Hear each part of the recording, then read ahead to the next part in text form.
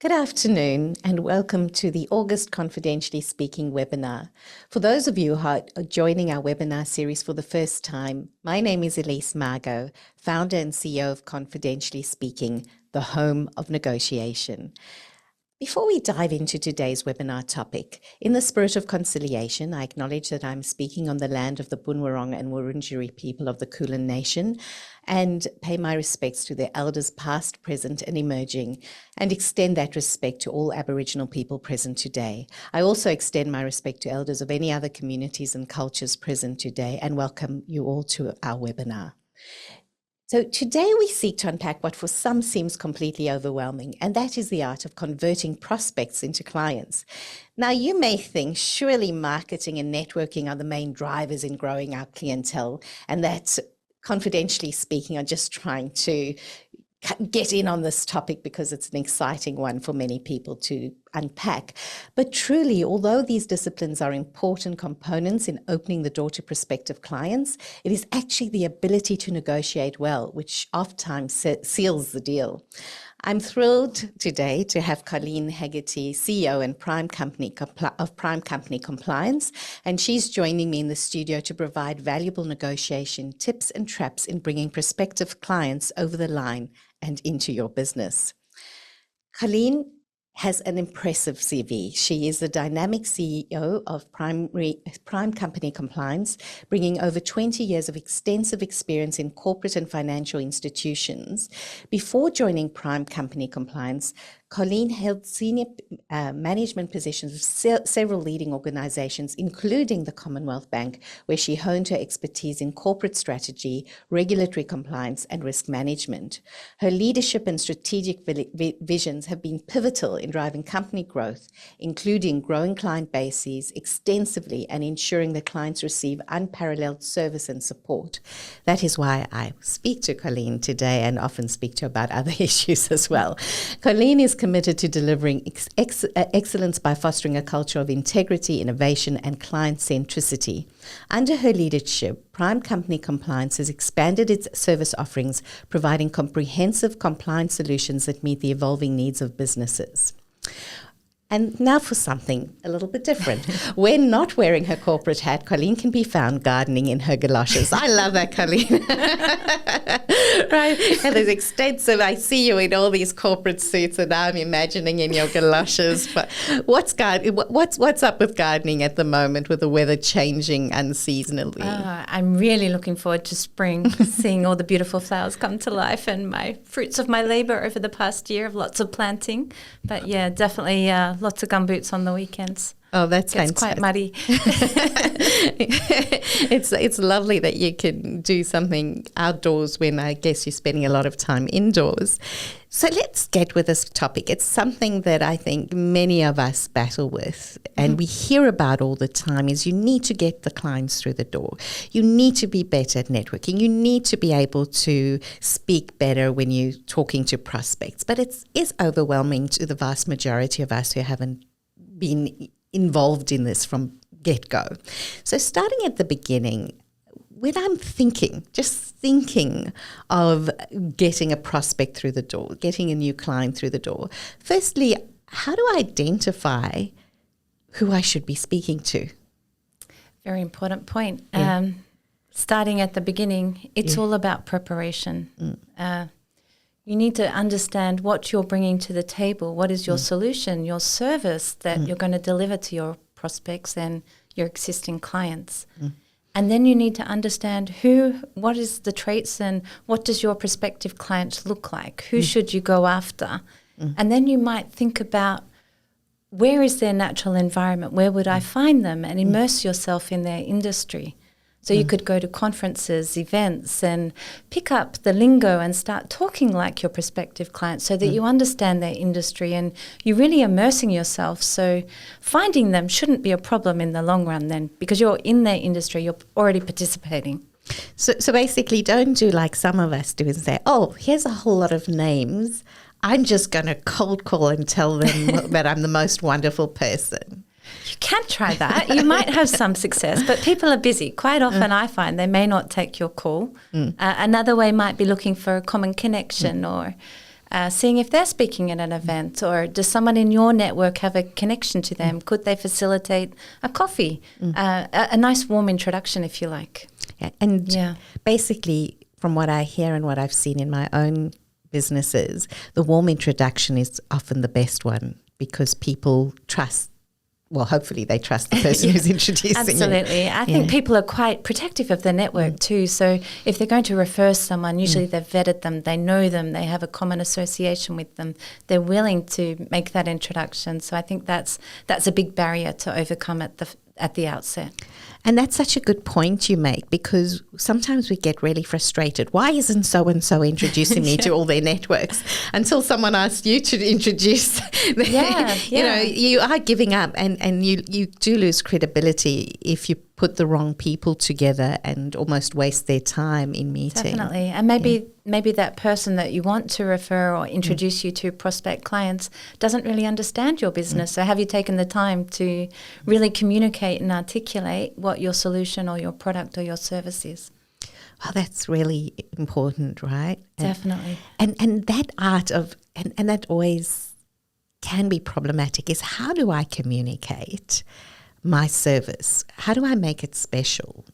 Yeah, so I think for me in my business, it's about I have to know the industry inside and out, and I have to believe in the value that we deliver for our clients.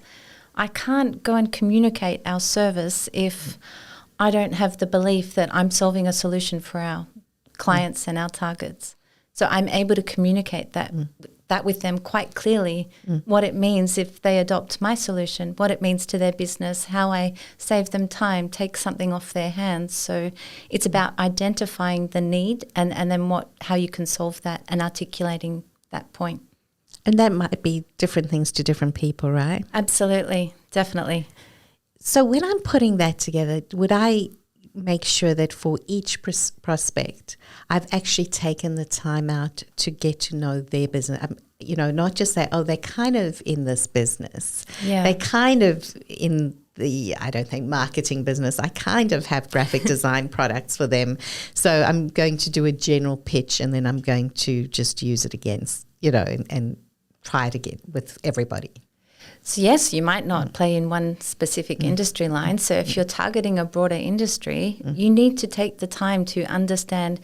You may have secured a meeting with your prospect, and then you need to make the most of that time. So preparation is key.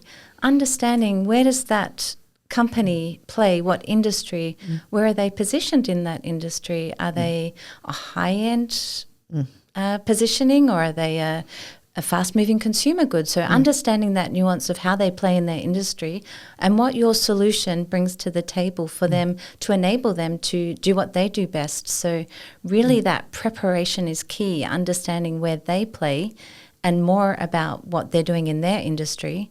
But equally, when you do have that first meeting, really taking the time to establish that rapport, and I think maybe just letting the prospect speak first up. Too many people, they're there, they want to talk about their solution or their product.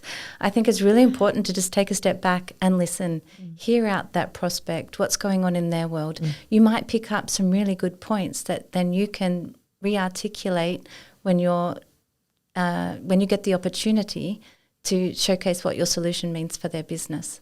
And those are such brilliant negotiating tips, just generally, right? Yeah. Preparation being key. Absolutely. Knowing what you're talking about, knowing what your needs are, and thinking specifically of the people, the actual people you're going to be speaking to, and then actively listening to what they have to say before heading, like diving into your pitch. Oh, yes. So many people active listening. That's a very important point.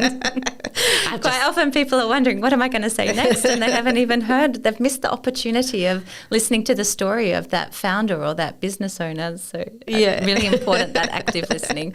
Yeah. That's for those who don't know. Active listening is an academic term, but we use it often in negotiation. And that is to say, you genuinely listen to everything the other person is saying without planning your next move or thinking what you're going to have for dinner the next day or something like that. You've got to listen to everything they say, even if they're sounding a bit boring. And that's an interesting part too, because sometimes when you start the prospect speaking, they don't stop. Well, yes. What would your tips be there? I've got the person speaking. What do I do? Yeah. You need to look for a cue where you can interject and maybe ask a question that brings it back, steer the conversation to where you need it to go, because absolutely their story could go for a very long time and their time is important. They may have given you an hour of opportunity to present to them, so you do need to make the most of that. So I think steering the conversation back when you need to, or you could even at the outset of the meeting, in the spirit of being prepared and planning, you could let them know at the outset what you'd like to achieve through the meeting and how you'd love to hear their story. And then after that, you'd love to present a bit more about your business. So managing the meeting and keeping it on track is also a very important part of the process. That is, yeah, I think we forget that, if you were doing a formal, because we think formal negotiations, people often prepare agendas. I'm not a big agenda person, but you need a basic framework in which you're going to discuss. But you don't think of, when I'm speaking to a prospect, that I'm now in a formal setting, the initial discussion, maybe later on. Yeah. And so you don't think in terms of, I really should set an agenda for the meeting, even if it's, hi, we're going to do this, that. That's such an important tip that you've given us. Yeah. And can you give us an example of like an initial discussion that you've had with a prospect? And yeah, absolutely. Well, so many to choose from. I think so my background obviously is from banking industry, and they're very, very good at training us to prepare an agenda. We would always send that to the client prior to the meeting. Let us know if there's anything else you'd like to discuss during the meeting. And then after the meeting, sending them what the next steps are, what we've covered, what's on them, what's on us. But in the meeting, I think if I was to give you an example, I had one client where I had really researched them and I understood their market positioning. And when it came time to negotiation, because I had that innate understanding of their business and their market position, I was able to turn that round and weave that into the conversation so that they couldn't argue with me because I was talking in their language. I'll be a bit more specific if I'm being a bit too evasive. So they were a men's suit retailer and they were mid-market position, and at the bank they'd commented that I wasn't the cheapest solution, and I wasn't really ready to go into negotiation at that point in time. I thought we were presenting a term sheet and we were going to have a discussion and it would go on for weeks, but some things happen in the moment and you have to take that opportunity at the time. So they said, well, you're not the cheapest in the market. And I was able to say to them, no, I'm not the cheapest, but this is what you get for that price point, and this is the service I deliver. I will be your key representative, and I'm backed by all these business professionals that you've met today, and for that there is a price. And it's almost similar to your positioning in your market, where you're not the cheapest suit in the market, but people value the styling, the fabrics that you use, and I really converted that and turned that into a language that they would hear what I'm saying. And he looked at me, the finance director, and he said, I can't argue with that. I'm like, that wasn't my point but I wanted him to understand what he was getting for the price point when he might compare me with, say, other banks or other people in the industry. And that's that art of speaking the language of the person, not just saying, because you often hear from the big end of town, we're the big end of town, you'll get everything. And they don't think of speaking about the other person's business as to how they compare. And so important to speak the language of the person you're speaking to and not your own. Yes. And if I was to give you a negotiation tip, that's called mirroring. Yes. It's so important. And speaking the language isn't just different countries and native languages. It's jargon as well. Yeah. You need to lose the jargon when you're with the client. You can't bring jargon into a negotiation. You might lose the other party. So very, very important. I hadn't heard the term mirroring before, so I've learned something new today too. Thank you for that. Yeah. There are books written on mirroring. Okay. But the simplest is you mirror the other person's style, their language, and sometimes repeat what they have to say in their language, not I've yours. always called it chameleon, but I think that's similar. I like chameleon. Yeah. I actually prefer it to marine. Maybe we'll take that on as a Colleen Haggerty new term, the chameleon. So just a reminder to everybody, we are talking to each other, but what we love to do during Confidentially Speaking webinars is to get your questions, and please feel free to go to the chat and ask any questions. Colleen has promised that she will try to answer them. So back to the preparation, I'm going to bring in what for many of us who are not salespeople, natural salespeople, is the elephant in the room, and that is costing and talking price. How do I prepare for that? Because many of us battle to either work out where we should pitch the price, yes, but also how do we discuss the price? Yeah, absolutely. It's tough. And I think it can be easier on a commercial basis than it can be on a personal basis. And I say personal basis maybe in the term of remuneration. Some people find it very hard to ask for maybe a salary increase, and that's negotiation of price. It's the price for the value of your time and what you bring to an organization. But I think that preparation piece, and I know we keep drumming on about this today, but it's absolutely crucial. At the outset, knowing what, and I'm going to speak in remuneration because we've all been there, and I think it translates to commercial world as well. Yeah. Knowing the value that you bring to your organisation, knowing the industry that you participate in, what are the going rates? You might look at other jobs in the market, not for the sake of leaving your organisation, but to understand where the market salaries are at the moment, and then knowing what your worth is. What you bring, how you are with your clients, the value that you bring to your organisation. So you arrive at a number, and I think we're always told maybe don't go first, don't give out a number first, ask them to go first. They call it anchoring. Yes, well done. Yay, anchoring. So, but I think you can if you're confident. If you're not trying to absolutely maximise and go for the juggernaut and get maybe more than what you're worth. But if you want to get a fair value and you know what you're worth and what you'd be happy with, why not go first and say, I believe I should be remunerated this. And don't just say this, say based on, I've reviewed the market, I've looked at industry, there are other job ads, I might get calls from other organisations seeking my talent. I want to feel valued in the organisation that I work for. And that's so important because people are scared, and I've seen this play out when I manage people coming in and saying, well, tell me what I'm worth. And sometimes you can be surprised as the prospective employee or the employee where your boss does value you more than you even thought. But that's not that common, obviously. It depends on whether you are seen as a key person to the organisation or not, and where you're placed. But this concept of anchoring, again, the idea of anchoring is the person who puts the offer in first.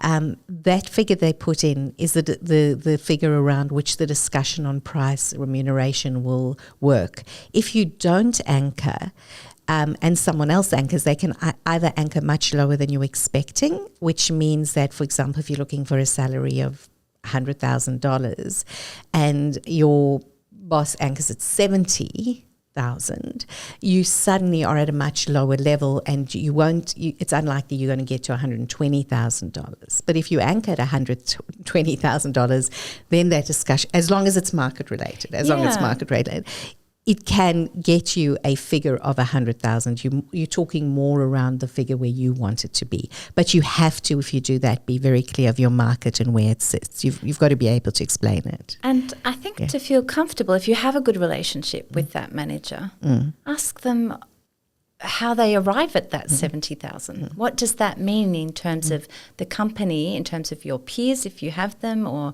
the industry, what they're seeing in the market, and enter into a discussion with them. It doesn't have to be a one-way street. You can say, well, I've researched and I've found this, and I think it's how you communicate. Obviously, you don't want to go in all guns blazing and here I am and I'm demanding this. That may not go so well, but I think you can definitely position it and have a discussion where both parties walk away feeling much more comfortable and confident that they've had that conversation. And so important when we're dealing with both people we have to work with, Yes. and with prospects. This isn't a once-off. I'm going to bring it back to Absolutely. prospects, Yes, because yes. these are people we're hoping to work with. So communication would be key. And getting back to that price point, if you were to talk to, let's say your prospect decides to anchor a discussion. I want you to do this for us, and I've looked at the market and I think the product should be at X%, or the service should be provided at X amount per year, or whatever it is. How do you talk when they're coming in at a much lower level than you would be happy to provide? How do you work around that, the communicating? Yeah, you could ask them some questions, how they arrived at that figure. That might be just something nice that they'd like to get a bit cheaper. Yeah. Or you could say, this is our price. It's a very well-researched price. It's, you could talk about all the factors that go into that price and how your company has arrived at that price. You should be aware of your competitors. So there might be alternatives for that client. So then to think about, is this new prospect important to my business? You might want to buy that business because it's really important. There might be a big name and you want to have them on your branding as a client. So it's understanding what that client means to your business and your company, but also can you do it at that price? And you might even have to just be very upfront and honest with them. Say, at that price, I will lose money. If that's the price point that you're stuck at, we might not be able to strike a deal. And being comfortable to have that conversation, that you may not win that prospect over, but not without having that rigorous discussion at the outset. So really knowing your value, knowing when to walk away. Yes. Because it's really not worth it. Or maybe taking in a loss leader because you want them as a marketing ploy. Yes, definitely. How often would that happen, do you think? Am I being a bit too... No, there might be a trophy client, as you call them. They may be, you might be able to strike a deal with them. At that price point, would you be willing to do some marketing for our company? It would mean a lot to us. You're a market leader. It would mean a lot to our company if we could put your brand to our marketing initiatives. Would you be willing to write a testimonial? So you're almost paying for some advertising in return for doing that price point. But you definitely have to be aware of what impact that has on your business, because if you had a whole portfolio of loss leading, it's not sustainable. You're not going to be in business for too long. You'll have all these great names and nothing left to Lots provide. Lots of marketing and no business. Yes. And when we, you talked about the competition, because I know in the industry you're in, there is a fair amount of competition, and very few of us indeed have that unique product where people are coming to us because we're the only people in the market. Yeah. In differentiating, how do you go about that in the discussion? Firstly, the first discussion, and then onwards. You always need to follow your competitors on LinkedIn or Facebook, wherever they may advertise. Be checking out their website, following them, seeing what things they're doing. If you can, review their prices and benchmark yourself against their prices. And that old saying, compare apples with apples, will make sure that their solution does mirror yours, or be able to articulate what the advantage of using your solution over theirs might be. And for that, there is a price, and that might be attributable to the price difference between you and your competitor. So I think it's back to that preparation point. We keep saying that, but it's ever so important to understand the industry that you play in as well when you're meeting with customers, because I'm sure they've done the research.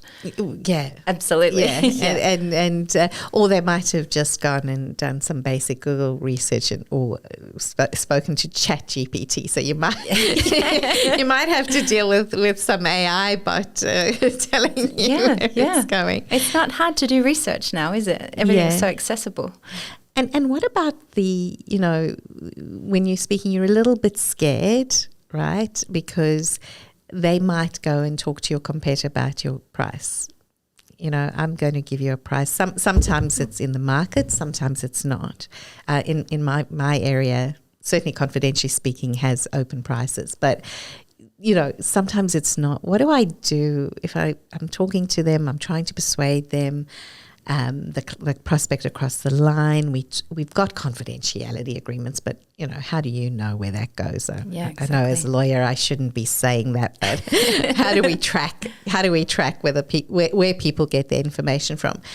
How do I pitch it if I'm scared that my competitor's going to find something out from my prospect? Is there anything I can do?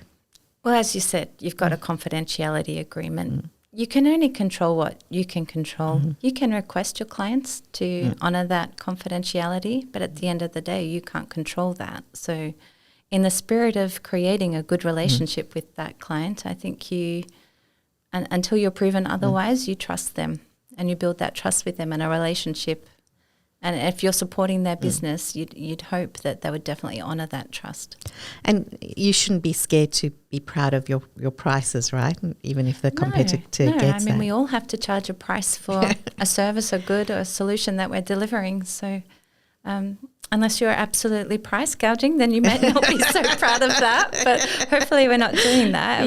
We want to make a reasonable profit margin. But and I guess this is a very big topic at the moment in the media. Price gouging comes up quite a lot. And the big end of town, really. Absolutely scrutinised for the profit margins.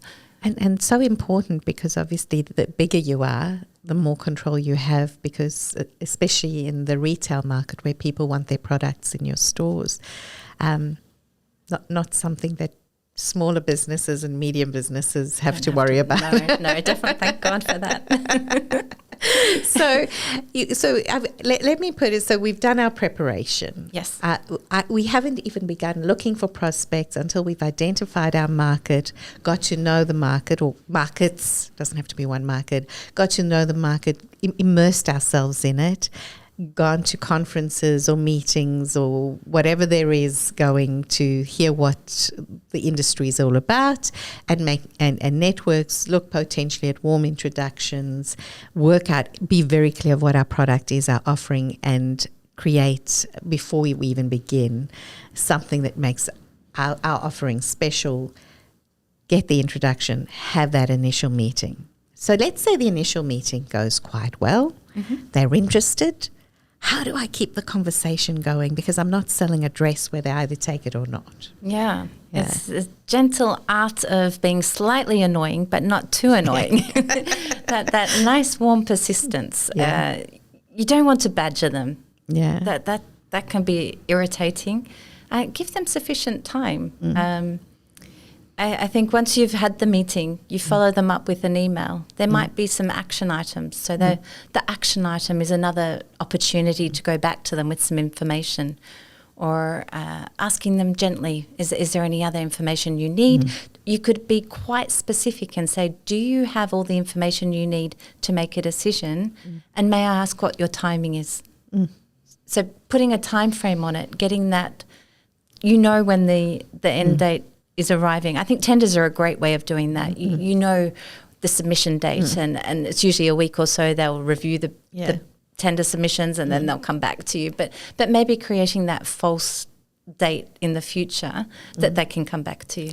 And that's so important, because we often so scared to put them, you don't want to put the prospect under pressure, but on the other hand, you do need to know if they have a budget, if they're interested, and when they intend to make a decision. And no one's going to get too upset with you if you say that nicely. No, absolutely not.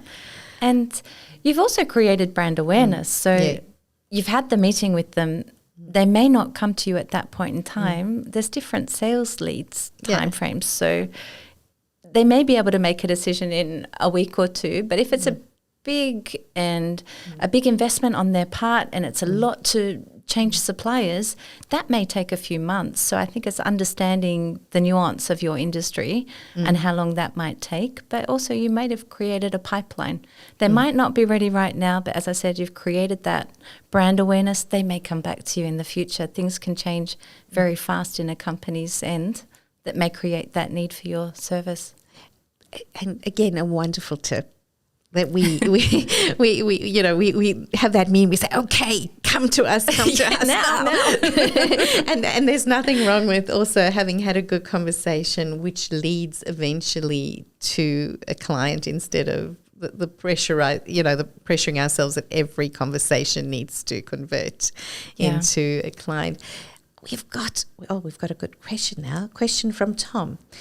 If you price each job individually, how can you get information from your prospect about what their budget price expectations are? Yeah.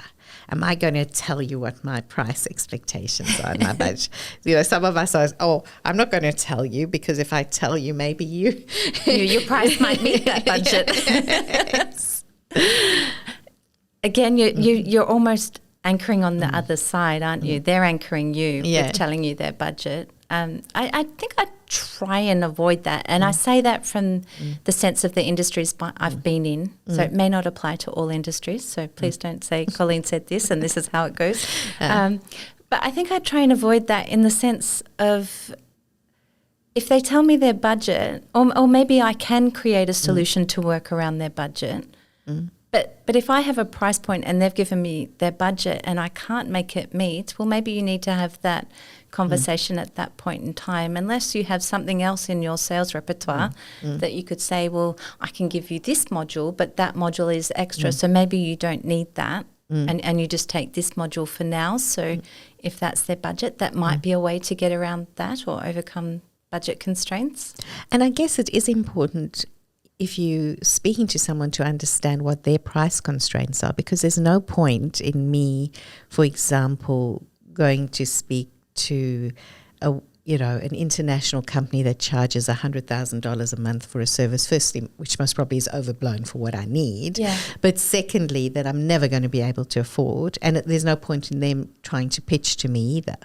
Yeah, so I think understanding what your budget is and going to the right place on the client or prospects part is also very important. Yeah, and I guess that's, again, knowing when, firstly, from our point of view, when it's just not worth it for us to do the work. Yeah, and I think if you've got a pipeline of opportunity, where are you going to spend your time? You're going to chase after the clients that really meet your solution or your product. They're the ones that are going to buy. So sometimes it might be letting those other go, or if you know your competitors and you know someone that may be able to solve their problem, you could refer them and create a referral network. I think some advisors do that, or bank brokers, if they have sort of targets of this level of debt, maybe 10 to 50, and then someone plays in the 50 to the 100, they create a network and they refer opportunities to each other. So that's another way you can overcome that. Again, great advice. I know in my industry, we do that. Yeah. Some of us. Yeah. Not everybody. But the idea is, well, people will thank you for being honest. Yes. And as long as the person you refer to is, a good provider of the service or the product. Such good advice. So we've kind of figured out the budgetary things. We've worked through that, and now I'm gently persuading someone to come into my network and my web of services. So we've done the first. We've sent out our first email, and we've said, look, is there anything else? What can we do? If they don't respond, do we go in again? It's situational. Sometimes, absolutely, yes, I would go in again. And maybe if the emails are not working, maybe pick up the phone. Quite often people just want to hide behind an email, but an email can get lost. Even on a Tuesday morning. Apparently Tuesday morning is the day to send emails that they get read the most. Little funny tip. I don't know who works that out, but apparently more emails get read on a Tuesday morning. But pick up the phone and give them a call and have a chat. Maybe there's something that's bugging them that, there might be a small blocker. And if you're having a phone call, you can uncover and maybe solve that blocker in a phone call, whereas email is backwards and forwards, and maybe they're not so open on an email as they may be on a phone call. So that might be one way to overcome that. But again, you don't want to be a nuisance. So if you're confident that they're going to come back to you, you might leave it, and you might even say to them, I don't want to annoy you. I know you're busy, but I do want to follow up with you. Could you let me know when you have a moment for us to have a chat? Yeah. And that's really good, because I'll give a real example of someone who did the heavy hitting just this last week. And firstly, I hadn't heard from that person in 2 years. They'd worked for a company that I had worked with. I won't mention where it was at, but they'd worked with for a company, and they'd been given me a good service at that company. And suddenly, out of the blue, I get a call from him. Hi, how you doing? And what's going on? And I said, oh, it's so lovely to hear you. Are you in Melbourne? Because he lives in Queensland. It was, no, I'm not, but I'm just, and he just launched into, I left that company and la, la, la. And I was going, okay, well, I'm on my way to a meeting, which I was. I'll give you a call later. Later that day, in came an email. Not an hour later came another call. The next day came a call. I eventually sent him a note saying, look, unfortunately, I'm very busy at the moment. When I have a chance, I'll give you a call. I think I will, because he gave a good service. But I was like, you sounding so desperate. And I've got a good relationship with the people you worked with. I'm not ready to go across to someone who's this desperate for my business. Yeah. After all, I'm not a billionaire. I mean, And it can become a bit annoying and uncomfortable. Like, oh no, are they contacting me again? I haven't had a break to contact them. Or I also recently had an experience like that. A telesalesperson. I think I'd logged onto this company's website. It was a HR service provider, and I was actually genuinely interested in it. But then one day I get an email, a phone call, I think I got a text message, and it was just too much. And I phoned the person back when I had a moment, and I said, could I be honest with you? I said, that was just too much. It was a bit overbearing. I said, I'm very interested in the service that you deliver, but I'm not ready yet. I need a few more weeks, so I don't want to be getting this level of communication over the next few weeks. But he was very appreciative of that feedback. He said, I'm new to this role, and I didn't know that. So thank you for the feedback. I'll take it on board. And I did come back to him in a couple of weeks and signed up, because I was interested in the service. But that could have equally really turned me off because of that.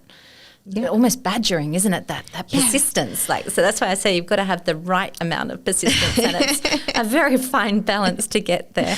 I always say I don't appreciate the hard sell, so don't start me with that, right? Oh but some people, it works for some people, clearly. And maybe for some industries or some products, it's absolutely a requirement. And one, I love donuts, so I'll use that as an example. The donut shop at the market, them calling out and badgering people, that it's a quick sale. So maybe that aggressive selling is a good technique for them. So it's back to that understanding what works in your industry and for your client base. Yeah, I love that. Yeah, if I'm walking through the market and someone's screaming donuts, I'm going to buy that donut instead of trying to find the next donut show, right? Yeah, he's got you. Oh, you're making me hungry, Kelly. Okay, so at what point do we think, and there's certainly, in your industries that you've worked in, you weren't the only person in the room who could bring the client over the line. How do we figure out who should be the communicator, and whether we should have more than one person working with them? How do you create that team? It's so important. I've been the client and the service provider, and I think most of us have. Yeah. But you don't want to be the only person in the room from your company, and then there may bring 8 people in from the other side. I mean, it could be perceived as, wow, they're really interested in me. They've brought this whole team. Look at this. This is really impressive. But it also could be quite overwhelming. So understanding that relationship, or letting them know ahead of time, we were planning to bring this team of people. But equally, I think you don't want to bring people to a meeting if they don't have a part to play. Yeah. You need the people in the room that need to be there. Yes, there's learning purposes. You might bring someone who's learning and growing in your industry, so it's important for them to come along, but you can equally tell the prospect they're here, that one day they'll be your contact point. I'll be retired, but we're training them. And I think just making sure that everyone has a role and knows what their speaking part is when they're presenting, what parts they need to cover. It needs to be coordinated to be well received. Absolutely, yeah, because there's nothing worse than sitting in a room where there's a whole lot of people and firstly they don't know what they're doing and one person says something and someone else contradicts it. It creates such a feeling of you're out of control. Yes. How are you going to provide a service to me? Here's a question from Diane. How do you know when not to call? You'll get a very strong sense of that. They will stop answering your calls or they won't answer your emails. Silence seems to be the common response. But if that's your industry and you are required to keep those calls, you might do some reviews and look at the data of when things have been successful so that you don't exhaust and waste your time and you can refocus your energy onto other prospects that maybe you've only called once. The one that you didn't think was so interesting. Data can really give some good insights like that. Maybe if we call the client 3 times, after that, they're typically not interested. So let's only ever call people 3 times. It's actually good to that reflection, not self-reflection, it's company reflection. Yeah. As we do go after prospects, this is what has worked and this type of personality even tends to deal with it. Yeah, and I think what you touched on is also to give the client an out, or in the sense of saying, if you don't want me to call, yes, let me know. Yeah. The clients are just people like us. We can have a conversation with them as we are now. Yeah. I think I said to one day, I said, I'm sorry, I don't want to annoy you. You have indicated interest. If you're no longer interested, just let me know and I'll stop calling. Yeah. I said, no, I'm interested, which was music to my ears. I'll just keep on. But it does give you that opportunity and it gives that person the feeling that you're also quite comfortable in yourself. Yes, yeah. And just being open. Yeah. Yeah. So open and honest communication. And now we're getting close to sealing the deal. Tips on what not to do to turn the prospect away from us. That's quite difficult. Wow. You've told them a solution, so you need to deliver that solution. There can't be any, oh, no, that's not included, or no, you didn't get that. That wasn't in the price. We didn't talk about that. So back to that point of putting things in writing and following up after meetings or conversations, we've agreed this. And then when you put that proposal to the client, it should all easily able for them to understand and know what they're exactly getting. So there's no surprises, I guess. So once they've got the proposal and they've signed up, you need to deliver on what you've said you're going to bring to the table. Yeah, so follow up, definitely. No surprises suddenly of what's included and excluded, and suddenly, you were selling, I don't know, a dress and now it's turned out to be a tuxedo or something, completely different to what they expected. So it's always this continual management of expectation and communication, right? Yeah. So,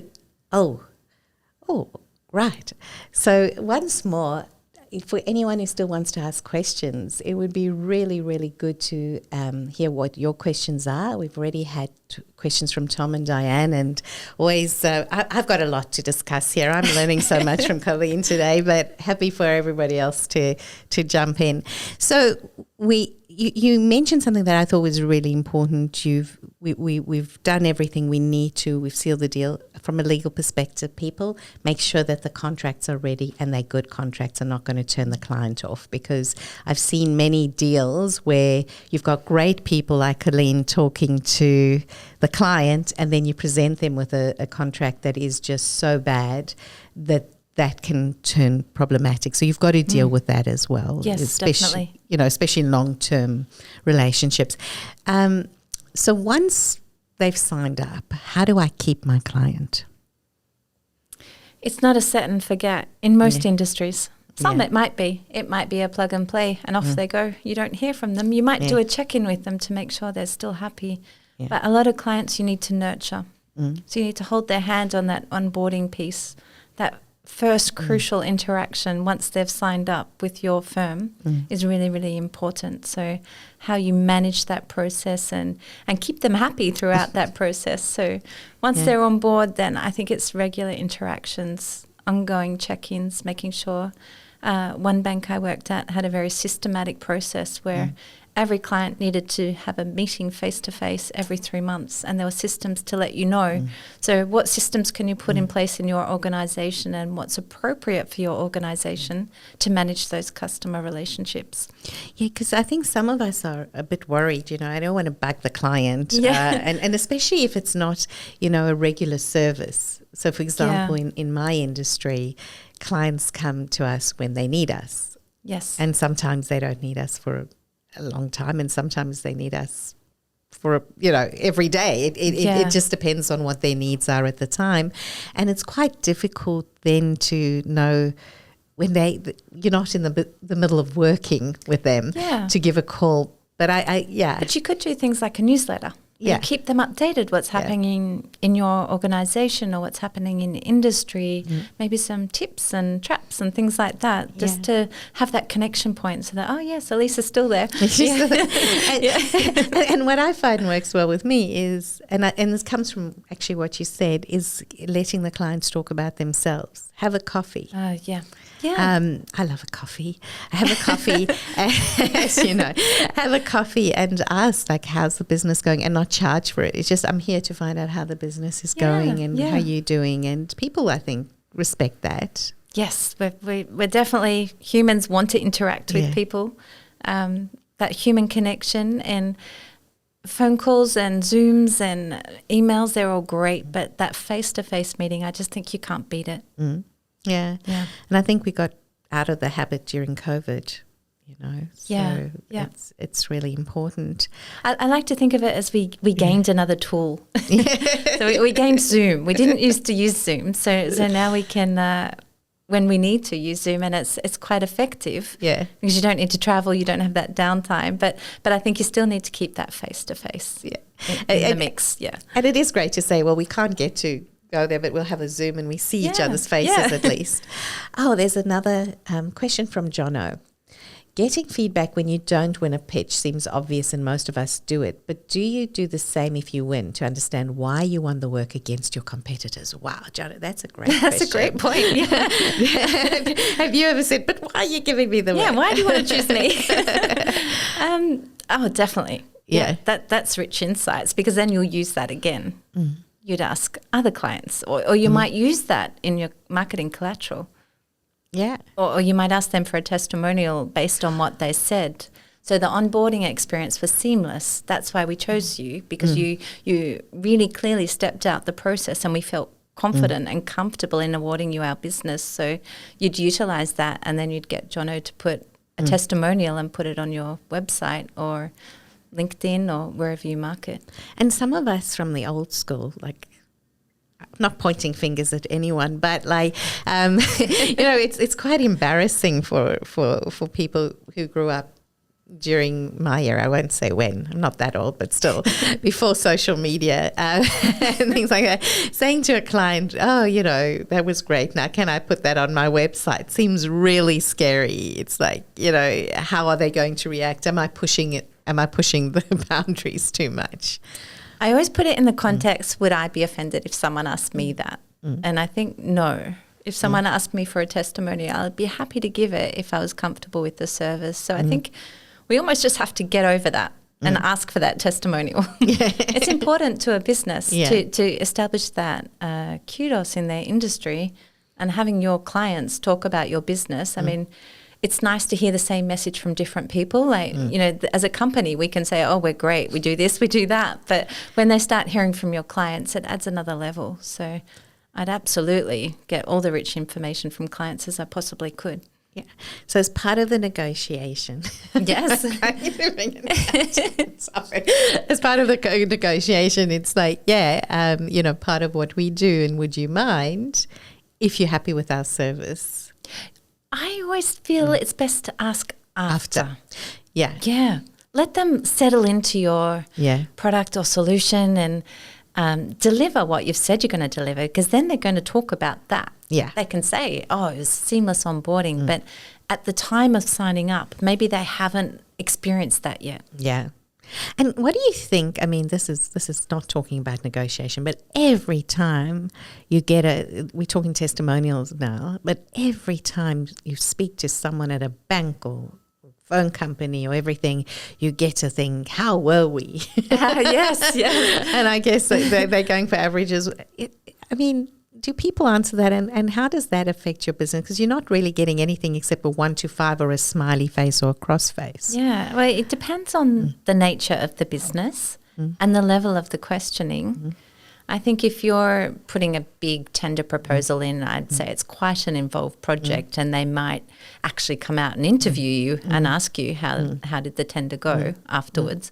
But if it's a quick, you've bought the coffee, how did we do, thumbs up, thumbs down, I think it's nice for them to get that in the moment feedback from their clients. But there's other ways to tell the feedback from the clients. They won't come back if they don't like the coffee. So it's a fun way to interact with your customers, I guess.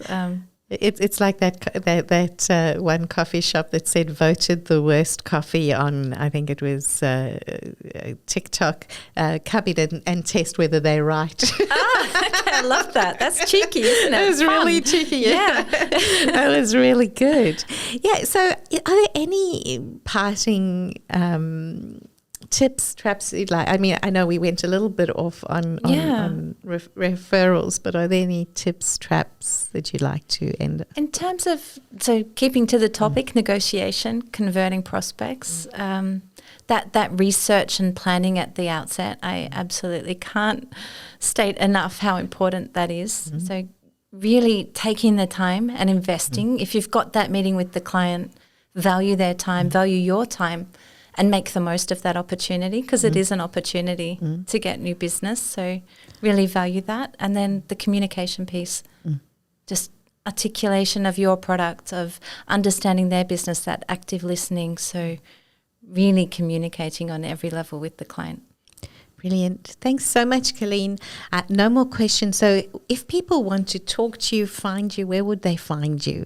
They can definitely find me on LinkedIn. My photo is up. Happy to take any LinkedIn connections or queries, even to have a phone call if anyone wants. Very open with my time.